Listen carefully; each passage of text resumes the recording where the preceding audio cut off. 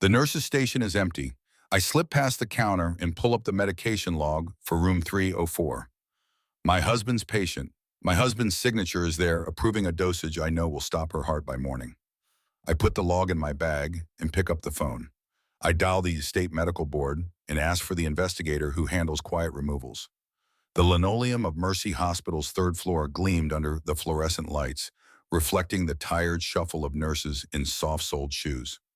Nora adjusted the IV drip for Mr. Hendricks in 302, his breathing a shallow, peaceful rhythm. She loved this sound. 47 years old, 22 daughter's hand, his head bowed, the picture of compassionate grief. He was good at that. After a moment, he stood, patted the daughter's shoulder, and walked out, his face professionally neutral. He passed Nora in the hall and squeezed her elbow. "She'll be with God by morning," he murmured. "We made her comfortable." Nora nodded. That was the third one this week. The third end-of-life patient to slip into the final silence under Paul's care. It was a lot, but the oncology ward was brutal. She went back to checking vitals, pushing the cart of medications, the familiar clink of glass vials, a lullaby of routine. At 7 p.m., she went home. Paul followed an hour later, tired, quiet, and kind. He held her hand as they fell asleep.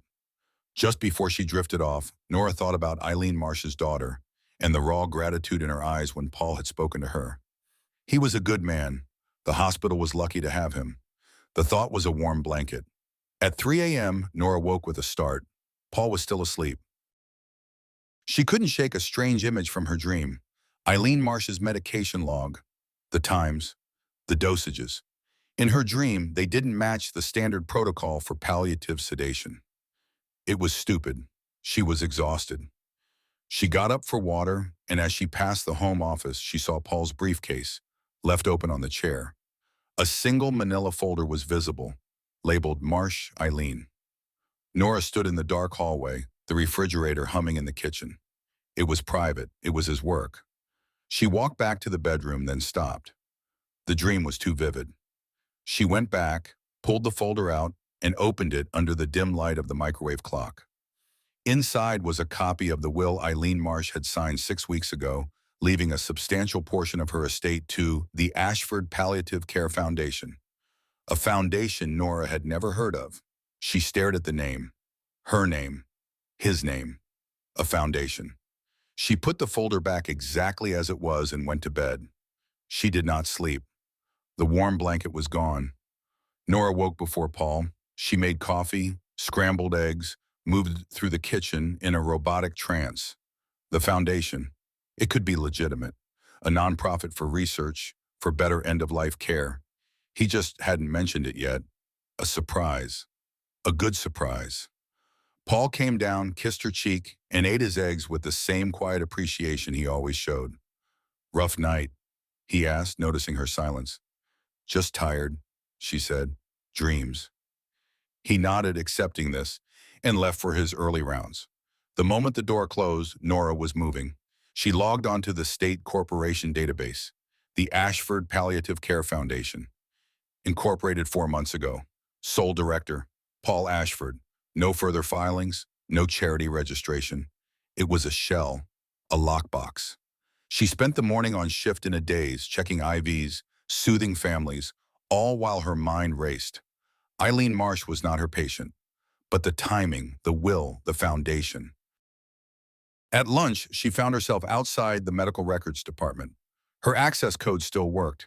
She told herself she was looking for a different file, an old patient of hers, but her fingers typed Marsh Eileen. The medication administration record popped up. She scanned the entries.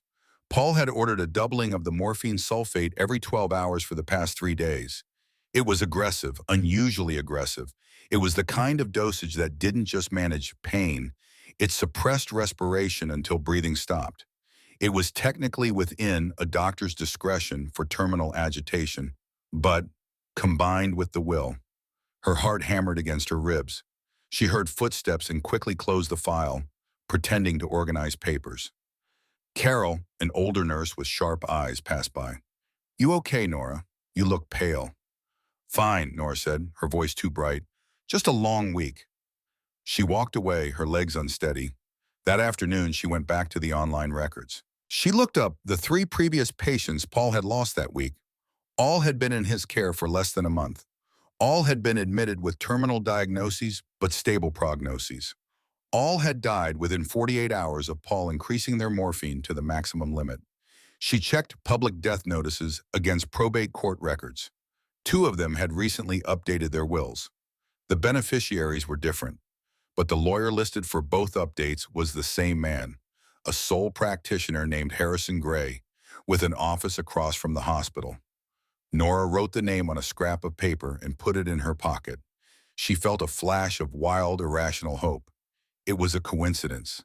It had to be. There was an explanation. Paul would explain it. She just had to ask. Lawyer's window. Nora didn't ask Paul. Instead, she requested the afternoon off, claiming a migraine. She sat in her car across from Harrison Gray's office, a dingy storefront with dusty Venetian blinds. She watched for 2 hours. At 4 p.m., she saw Paul's car pull up. He got out, glanced around, and walked inside. He was there for 20 minutes. When he came out, he was smiling, shaking hands with a thin gray man at the door. Her husband, the healer, smiling with the man who rewrote wills for dying people. The hope she had clung to evaporated in the stale air of her car, replaced by a cold, dense weight in her stomach. She drove home. She made dinner. Paul came home, kissed her, and talked about a difficult family meeting. She smiled, nodded, and served the pot roast. She watched him eat, this stranger who shared her bed. The betrayal wasn't just the money, it was the performance, the hand-holding, the murmured prayers. He had made a sacrament out of murder. That night, she waited until he was deeply asleep. Then she took his ID badge from his pants pocket. She drove back to the hospital. The night shift was thin. She swiped into medical records, used his ID to access the doctor's order entry system, and began printing. Patient files, medication logs, dates of death. She cross-referenced them with the probate court's online database, looking for wills filed by Harrison Gray. The pattern was undeniable. 6 patients in the last 4 months. All had died under Paul's care. All had left money to various entities, many of which Nora now realized were shell accounts. The evidence was in her hands, a stack of paper reeking of death. As the printer hummed, the door to the records room opened. Carol, the night nurse, stood there, holding a coffee cup. Her eyes went from Nora's face to the papers in her hands. "Nora, what are you doing?" Nora's blood turned to ice. Carol took a step closer, her expression shifting from surprise to a cold, knowing recognition. She looked at the papers. She looked at Nora. "Oh, honey," Carol said, her voice soft and pitying. "You shouldn't have done that." She pulled out her phone. "I have to call Dr. Ashford. He's the chief of staff. He needs to know if there's a breach." Nora felt the room spin. Carol knew. Of course Carol knew. The night nurse, the one who was always there. She was part of it. "Wait," Nora said, her voice a croak. "Please, just wait." Carol paused, thumb hovering over the screen. "He pays me well, Nora, more than the hospital does. He pays me to keep an eye on things, especially the records room." She sighed, leaning against the doorframe. "You were always too smart for your own good, and too loyal." Nora's mind raced. She couldn't outrun this. She couldn't fight it. She had one card. "I'm not going to the police," she said. Carol raised an eyebrow. "Then what? Blackmail. He'll crush you." "No," Nora said, her voice steadying. "I'm going to the state medical board, the investigator who handles quiet removals. I know his name. I've seen him here before, asking questions about another doctor years ago. He's still there." Carol laughed, a short, brittle sound. "The board. They're a joke. They'll take years." "They'll move faster if I give them this," Nora said, holding up the papers. "And if I give them you—" Carol's smile froze. "Me. You're an accessory after the fact. You've known. You've taken money. You'll lose your license, your pension, everything. But if you help me get this out tonight, right now, I tell them you cooperated. You were scared. You didn't know the full scope." The silence stretched. The printer hummed, spitting out the last page. Carol's face was a mask of calculation. Finally, she looked at the door, then back at Nora. "There's a back stairwell. leads to the parking garage. If you go now, I never saw you. Nora gathered the papers. Her hands were shaking. She walked to the door. Carol stopped her with a hand on her arm. He'll know it was you. He'll destroy you, your marriage, your reputation. He'll paint you as a crazy, jealous wife. Nora looked at the woman who had just sold her loyalty for the second time in 5 minutes. He already destroyed our marriage, Nora said. He just didn't know it. She slipped into the dark stairwell, the evidence pressed against her chest. She felt no fear, only a terrible, clear purpose. The price was going to be everything. She was ready. The state medical board investigator was a man named Kincaid, with the tired eyes of someone who had seen too many doctors lie. Nora sat in his cramped office, the morning sun streaming through dusty blinds.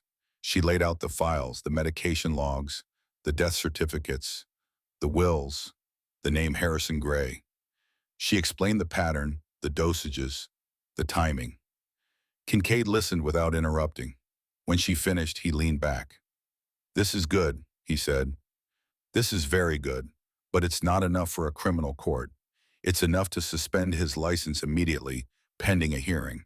That's what I'll do." Nora felt a wave of relief so intense she almost wept. He was stopped. The killing was stopped. "But," Kincaid continued, and the word was a door slamming shut, "you need to understand something. In that hearing, his lawyer will tear you apart. You stole these files. You broke into a system using a stolen ID. You're his wife. You had a motive. Jealousy, a bad marriage, a fight over money. They'll make you look like a spurned woman trying to ruin a great man. And then he'll get his license back." Nora stared at him. "But the evidence is tainted because of how you got it. The board can use it for an administrative hearing, but it'll be your word against his, and you're not a credible witness anymore. You're the wife who stole his files." He spread his hands. "I'm sorry. I'll do my job. I'll suspend him. But you need to prepare yourself. This might not end the way you want." Nora walked out of the building into the bright, indifferent sunlight. She had sacrificed her marriage, her peace of mind, her very identity. She had thought she was saving lives. Instead, she had just destroyed her own credibility. Paul would be suspended. He would hire a lawyer. He would point at her, the hysterical wife, and the board, eager to avoid a scandal, would quietly reinstate him after a year of counseling. The killer would go back to work. She sat on a bench, the city moving around her, and felt the full, crushing weight of the irreversible price. She had gambled everything and lost. Paul's victims would still die. She had only succeeded in making herself the villain of the story. The suspension made the local news. Prominent doctor accused of overprescribing. The article mentioned an anonymous complaint, a family dispute. It did not mention murder. Paul moved out. His lawyer sent Nora a letter threatening a defamation suit if she spoke to anyone else. Her own nursing supervisor called her in for a meeting. They were concerned about her judgment and emotional state. She was put on administrative leave pending a review. Her career, her life's work, was now in question. She was alone in the house, the same house where she had made breakfast for a killer, where she had held his hand. She sat in the kitchen, the afternoon sun warming the floor. The victory was ashes. Paul was free, rich, and now a victim of a vengeful wife. She had lost everything to achieve nothing. A month passed. She heard through the hospital grapevine that Paul was fighting the suspension, that he had hired a top lawyer, that he was expected to be fully reinstated. She saw Carol in the grocery store once. Carol looked away. Nora went home and sat in the dark living room. She thought about Eileen Marsh's daughter, who would never know the truth. She thought about the patients who would die in the future, their deaths signed off by the compassionate Dr. Ashford. The refrigerator hummed. It was the same sound it had made the night she found the folder. A sound of false peace. She got up. She went to the home office. She opened Paul's old laptop, the one he had left behind, thinking it was broken. It wasn't broken. It was just slow. She had the password, their anniversary. She opened his email. It was still logged into his account. She scrolled past the messages from his lawyer, from Harrison Gray. She found what she was looking for, an encrypted messaging app still running in a browser tab. The messages were to a number she didn't recognize. They were short, coded. But one from yesterday was clear. New referrals, need schedule, cash up front. The reply came a minute later. 2 this month, both terminal, both alone. Will update soon. Nora stared at the screen. The refrigerator hummed. Paul was still doing it. He was just being more careful. The board's suspension was a joke. He was finding patients through other channels, other lawyers. He was still killing. Nora looked at the screen. She had no credibility. She had no career. She had no husband. But she had this, a live conversation, a plan for murder. She could take it to the police, to the FBI. They would ask how she got it. She would be breaking more laws. She would go to jail. Or she looked at the kitchen, at the drawer where Paul kept his old medications. The ones he brought home for disposal. Insulin, morphine, things that would be hard to trace. She looked back at the computer, at the message. 2 this month. She had stopped him once, and he had slipped away. The system had failed. The law had failed. The only justice left was the kind that left no paper trail. The refrigerator hummed. Nora closed the laptop. She walked into the kitchen and opened the drawer. Her hand hovered over the small glass vials. For a long moment, she didn't move. Then she closed the drawer. She picked up her phone. She didn't call the police. She called a number she had found in Paul's files weeks ago. The number for the daughter of Eileen Marsh. The phone rang. A tired voice answered. Hello. Nora took a breath. The refrigerator hummed. My name is Nora Ashford, she said. I need to tell you how your mother really died, and then I need you to help me tell the others.